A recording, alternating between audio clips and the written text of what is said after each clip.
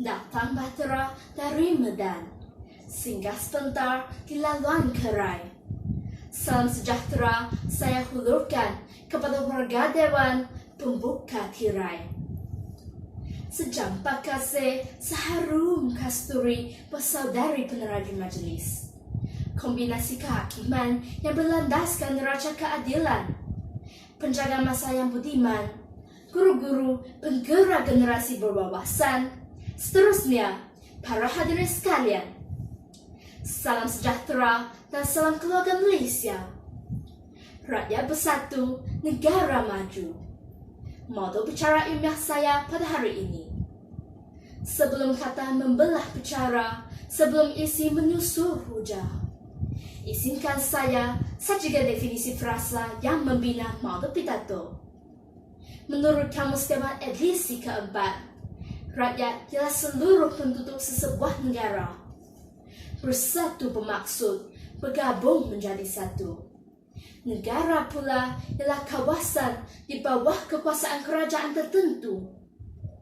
Manakala maju bermaksud tinggi tamadunnya dari segi peradaban dan taraf hidup. Secara pragmatiknya, rakyat yang bersatu padu akan mensahirkan negara yang maju. Sidang hadirin yang saya muliakan, peristiwa berdarah 13 Mei 1969 merupakan titik hitam dalam sejarah Malaysia. Perbalahan kaum tersebut telah membuka minda rakyat tentang kepentingan perpaduan.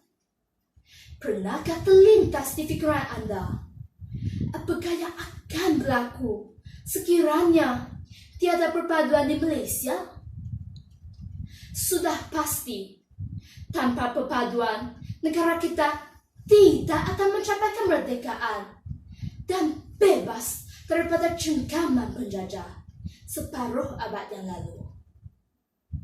Hakikatnya, sekiranya rakyat bersatu padu, negara yang aman dan harmoni dapat dibangun dengan pesat, lantas memberi keselesaan hidup kepada rakyatnya.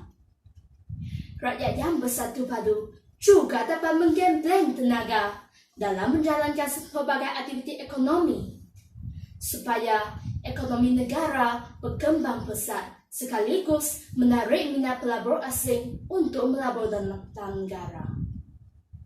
Bumi bertuah yang aman damai ini turut menjadi faktor menarik untuk para melancong di Malaysia.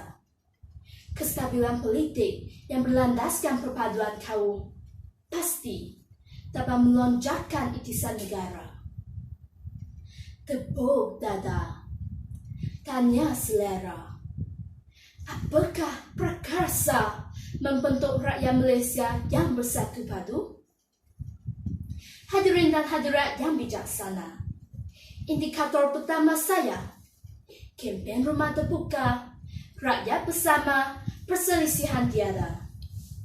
Usaha dominan untuk mengukuhkan perpaduan kaum ialah pihak kerajaan perlulah melaksanakan pelbagai kempen yang melibatkan segenap lapisan masyarakat. Hal ini demikian kerana kempen dianggap sebagai satu wahana yang cukup efektif untuk menyalurkan ideologi perpaduan kaum. Kempen rumah terbuka sempena sesuatu perayaan dapat memupuk semangat perpaduan, kerana hal ini membuka peluang kepada masyarakat daripada bangsa berbeza untuk mengenali budaya bangsa-bangsa lain di Malaysia.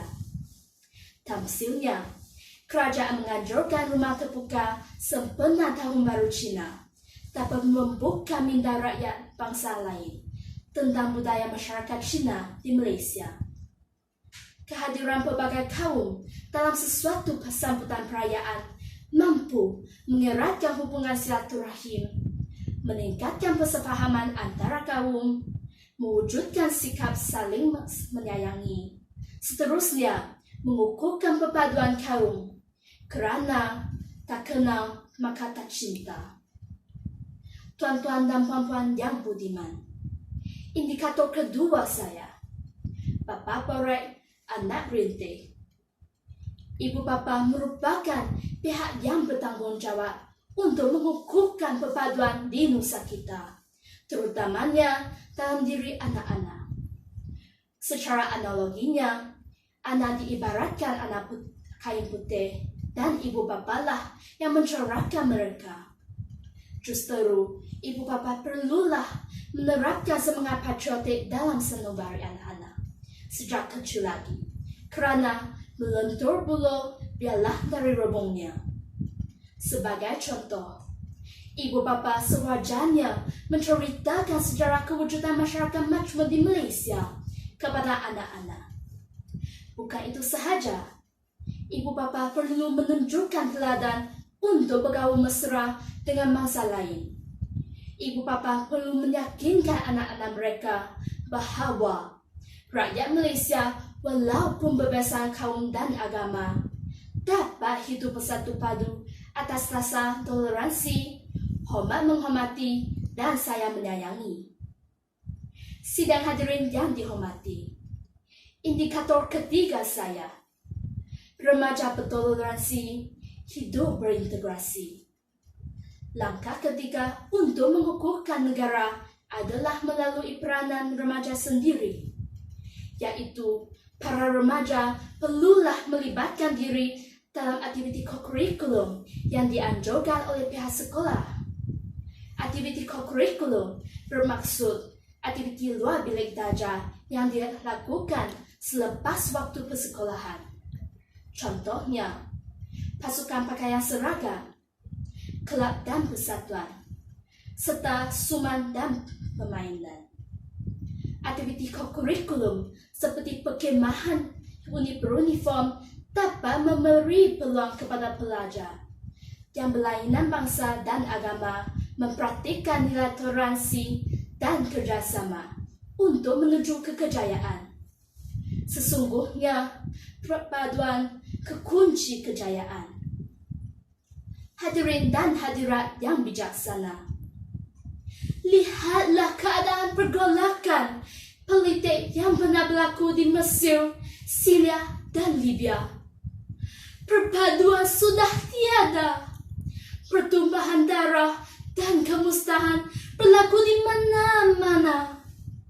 Rakyat hidup menderita dan sengsara. Kasihan. Jangan biarkan negara kita menerima nasihat seperti mereka. Ayolah kita bersatu padu menyemarakkan semangat perpaduan untuk mempertahankan kedaulatan negara. Sememangnya, bersatu kita teguh, bercerai kita roboh. Perpaduan rakyat merupakan benteng paling utuh untuk menghalang sebarang ancaman luar. Sesungguhnya, dengan adanya perpaduan, rakyat Malaysia dapat hidup aman sentosa untuk mencapai kemajuan dalam politik, ekonomi, dan sosial, sekaligus mengangkat negara Malaysia duduk sama rendah, berdiri sama tinggi dengan negara-negara maju yang lain. Sekian, terima kasih.